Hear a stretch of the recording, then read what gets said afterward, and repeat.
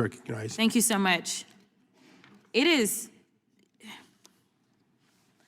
so hard to sit here sometimes because I didn't come to Congress to write laws or to do things that are hurting people. I'm just asking if there's any decency or heart or courage on that side of the aisle. The fact that a woman was killed, she was shot in her head, and y'all are pretending like nothing happened. I remember when Charlie Kirk got killed. Do you remember what our response was? Our response wasn't to sit there and pretend like it was okay. Is it okay because you have a badge? Because the last time I checked, allegedly no one is above the law. Can y'all not just have a little bit of courage and humanity? A child.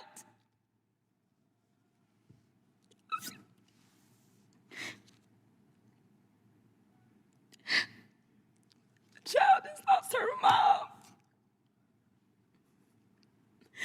And y'all want to pretend that it is okay. I am asking if there is anyone that will stand for the very people that elected us and sent us to Congress. You tell us things like, well, the immigrants are bad, and so we gotta get all these bills because the immigrants are the ones that are causing the harm, they're bringing the crime.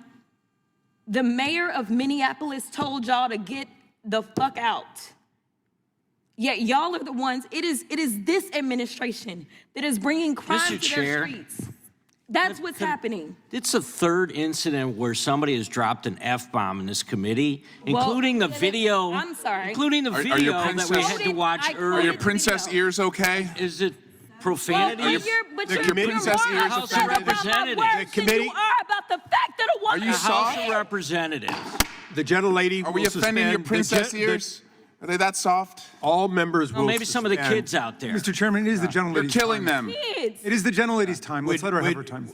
It is the gentlelady's time. Would you stop the clock for a moment? Okay, and That was the quote. I'll restore that.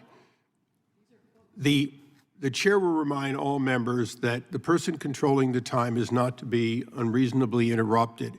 We would further admonish that whenever possible to express the full meaning of something, it be done so without an expletive that may be offensive to people here in the audience or those who watch this on television. I understand that a quote at times is essential, but I would admonish everyone that it has been the practice of this committee for the many years I've been here to use such things as F-bomb in order to get the message out without actually using the word.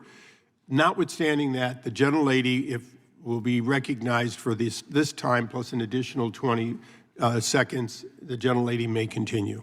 Thank you, Mr. Chair. Long story short, we are sitting in judiciary and no one on that side of the aisle seems to care that this particular person, whose name we don't know at this point, became the judge, jury, and executioner. I don't know how you square that. And then we're sitting here literally in markup for a bail funds bill. When I first ran for office, it was in the midst of yet another lynching by law enforcement in Minneapolis. At that time, it was George Floyd. I remember working as a pro bono criminal defense attorney to help protesters that were being arrested. There were more than 600 protesters that were arrested in Dallas. There were churches that came together to make sure that there were bail funds. There were nonprofit organizations, and to explain how it works for bail, since we're in judiciary and we're writing the laws, and some people may not understand this, but those bail funds, those nonprofit organizations are not the ones that determine whether or not somebody gets bail. What they do is they help out poor people, which I know y'all are not interested in either. But they help out people that aren't rich and famous and have limitless amounts of money, like all of the Epstein defendants who somehow y'all can't find, even though y'all went and got Maduro. But it helps out those people to be able to get out of jail. Many of those people that if they spend just a couple of days in jail will then be thrust into straight up poverty because they will lose everything. Why it is that you want to criminalize people such as churches that are trying to help the poor because they understand what the Bible says, and they don't just say that they understand it or say that they love Jesus, but they decide that they actually put it into works because faith without works is dead. That is wrong too.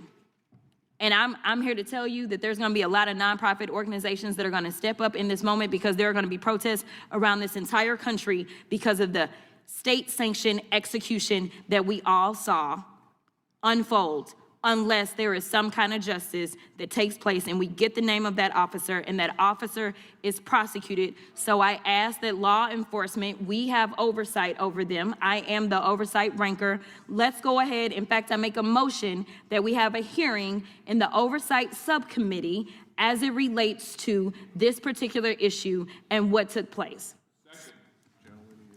The gentlelady was not recognized for purposes of motions.